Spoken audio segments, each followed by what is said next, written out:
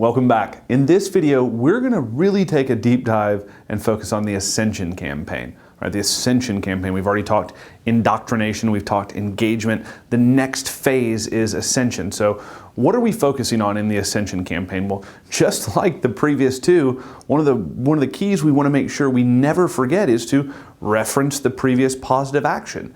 What did they do that we wanted them to do that justifies us continuing to talk to them about whatever we're talking to them about, and it justifies us sending them additional emails.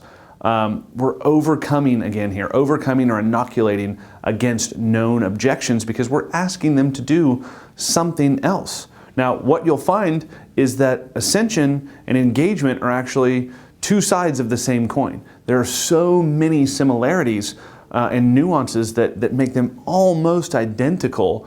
It's just one step further in the relationship. So you can ask them to do a little bit more. You've built up a little bit more relational equity, so to speak. So when you're going through this and saying that sounds familiar, it's because it is. It should be familiar, unless you just totally skipped the engagement phase. At which point you should stop this video and go back. All right. So again, reference the previous positive action. Overcome or inoculate against known objections. Be prescriptive as to the next logical step. Now, here's where it gets different.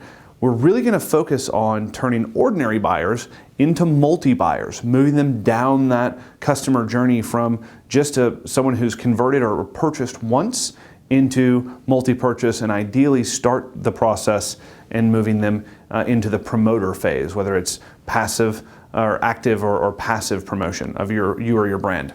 We're going to increase the trust and authority they feel for you and your brand, again, just like one of those real relationships, not the digital things that we're all so used to.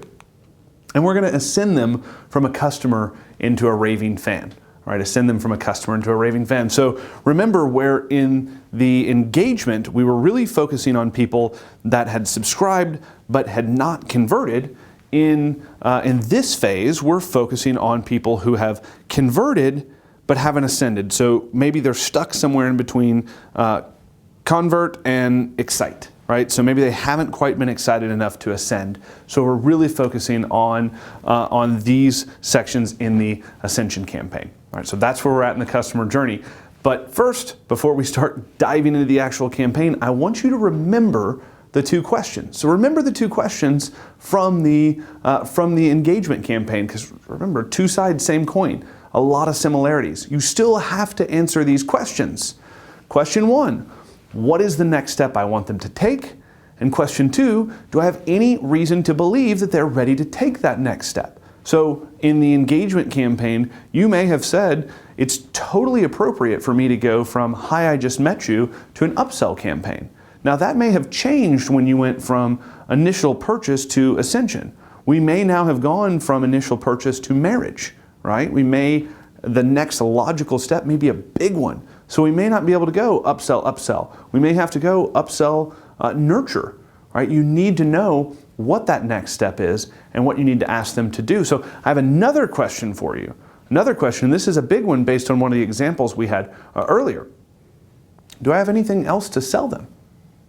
Do I have anything else to sell them? If we went from prospect, hi, nice to meet you, we should get married, and you went through that process. Say you're the HR company or the payroll management company we used as one of the examples. I say we because you're here with me, not because I am multiple people talking to me in my head right now. But what we used in that previous example, if you're the HR company, if you're the payroll management company, and you got me, right? I just met you. I went through your nurture campaign. I signed up for a 15-minute consult. We got on the call. I liked what you had to say. We did a few other things, and you followed up with me, and I bought. Should you say, thanks so much for joining, here's what I want you to do next? Maybe not, right? Maybe not. If I bought a mattress, if I just met you and I came into your mattress store after downloading a report or getting a coupon, I came into your mattress store and I bought a Tempur-Pedic mattress, would you want to upsell me immediately into another Tempur-Pedic mattress? Maybe not, right? Maybe not. So do you have anything else left to sell them? Should you sell them anything else? Maybe another question that you ask? Is it appropriate to sell them anything else right now, even if you want to? So here's the new scenario. So I'm thinking we should get married. Are you serious? We're already married. You're in the next room, right? I already sold you. Or I just bought your $150,000 or $250,000 payroll contract. I just bought an $8,000 mattress. Are you really proposing that I buy another $8,000 mattress? Right? What are you asking your people to do, and should you actually ask them to do it? So let's look at another scenario revisited, but slightly tweaked. I've really enjoyed the past few months. If you'll remember, this scenario last time started, coffee was great, would you like to get dinner? So we've now progressed in the relationship. We've had an upsell or two along the way. We've deployed a campaign in the engagement series that's moved the relationship, that's progressed the relationship to the next logical step. Really enjoyed the past few months. I want to introduce you to my parents. Sure, when? Right? Sure, when? So which one are you? Are you saying, hey, here's the next logical step, or we just got married, let's get married again? Let's get married to someone else? What are you asking your people to do? So in this scenario, what do you do, right? What do you do if you're already married, if you just closed a big sale with that customer? You got what you wanted, right? You got what you wanted. Now it's your job to make sure they get full value of their investment so that the purchase sticks. Remember this, never take your customers for granted.